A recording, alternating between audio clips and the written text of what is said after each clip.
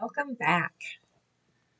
So, after several quilt shops having been closed and then having problems with our trailer, when we finally got to Whitehorse and we had the day that it was actually being worked on, getting fixed, it was a breath of fresh air to find a quilt shop that was actually open. Yay! So here it is. It's in the optometrist building. It's next to the visitor center. We found it kind of hard to park. The visitor center was pretty much full, so we couldn't park there. The other parking is metered parking. So we were at the very end of the day, and it had been a very long day. And we found a meter that had half an hour or 40 minutes on it, and so we took that. So this was actually a pretty quick stop, but we did enjoy it. The quilt shop is downstairs, and as we walked down, we were greeted by Ruth immediately. She asked us where we were from, asked us about our travels, and then she showed me around the shop. So Keith got to go around and video while I got a little tour. As you can see, they have a large classroom area. They have a lot of classes. When I looked online, I don't remember how many there were, but there were a lot. It seems like they're having new classes start all the time. They have ongoing people that come in and show what they've done. Just a really nice community feeling about it. And the shop was fantastic. They have a lot of fabrics, of course, that are northern themed, things having to do with sled dogs or northern lights, or of course moose and bear and all the animals. She showed me several things that they do, that they make kits up for Sudoku type quilts and layer cake quilts that are very popular at their shop. It was so much fun to be in a quilt shop again. It had been so disappointing to miss the other ones. And of course, I'd wanted to get a little travel iron, which I had finally been able to get in between sewing, which was nice because the saucepan may have worked, but it wasn't ideal.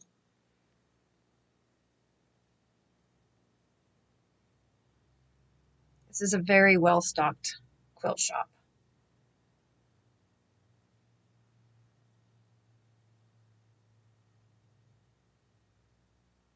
All the tools and all the fabric and all the patterns, plus all the help that you could want.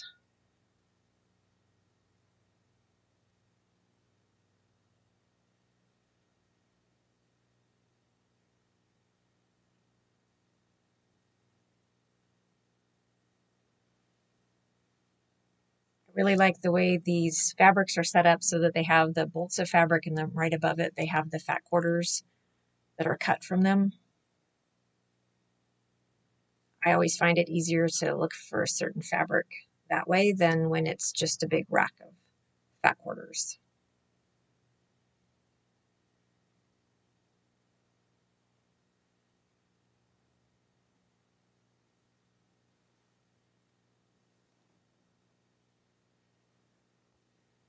They also had a room that is sale fabrics and remnants and little pieces, and there's Ruth and I off in the corner.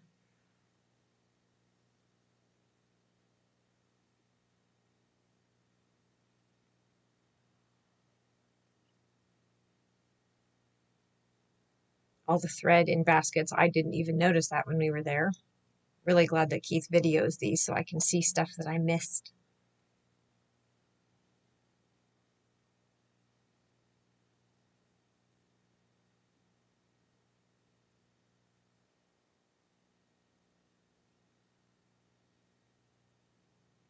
Of course, patterns with the quilts that are made from them. I really liked the stained glass looking ones. Those are exclusive for her shop. And this whole room was fabric panels.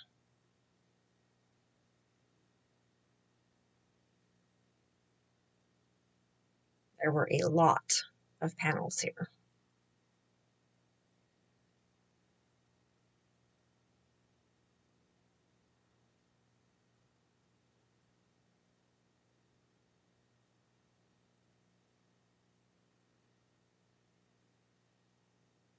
course, that's the deer panel that we have on our bed that I made before our big trip. And then Keith really liked that bear.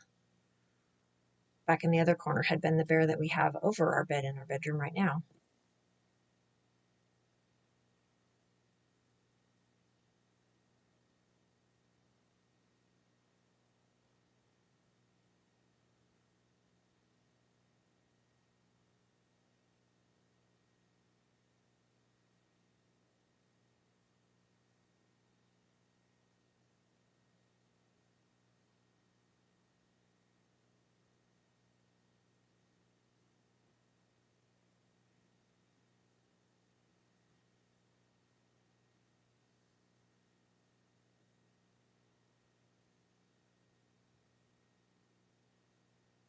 It would have been nice to spend more time here, but again, it was the very end of the day and we didn't have very much time on the meter. So we had our tour. We talked a lot with Ruth, which was a lot of fun.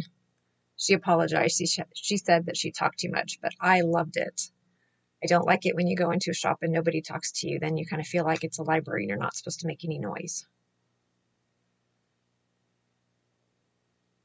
And then there's some more of the stained glass quilts. And you can see I bought a pattern for the fireweed. We saw fireweed and loved it. And then, of course, Northern Lights. And the purple was just a little remnant that I thought was pretty. Loved bear paw quilts. If you're in the area, I recommend it highly.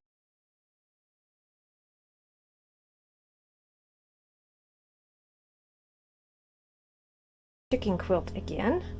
I have got my binding ready to go. I've got a little hanging loop for the middle and little corner pieces that will also be part of the hanging. I haven't done a label yet. I think I'm going to embroider one, and I have an idea, but I haven't started it yet. So I have my quilt, that backing all ready to go, and my gigantic pins. So I'm going to stitch it, and then we'll go on to the next step. So my machine's all set up. We're not plugged into power. That's really cool. Working just off the batteries, and away we go.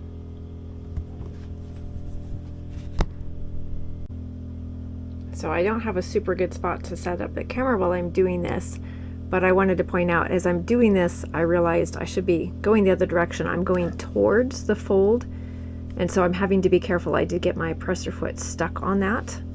Let's see if I can do this at the same time. So I have to make sure that I'm keeping that down so that it doesn't get caught. Of the binding is all pinned on, ready to go. I just need to stitch it, which is what I'm going to do right now. And then, other than tying off ends and putting my label on later, I will be done. Yay! I'm going to see if I can get this set up for the camera while I work on it. The only thing I'm not sure of is whether the quilt will end up pushing this off. Let me push it off the table as I'm working on it. We shall find out.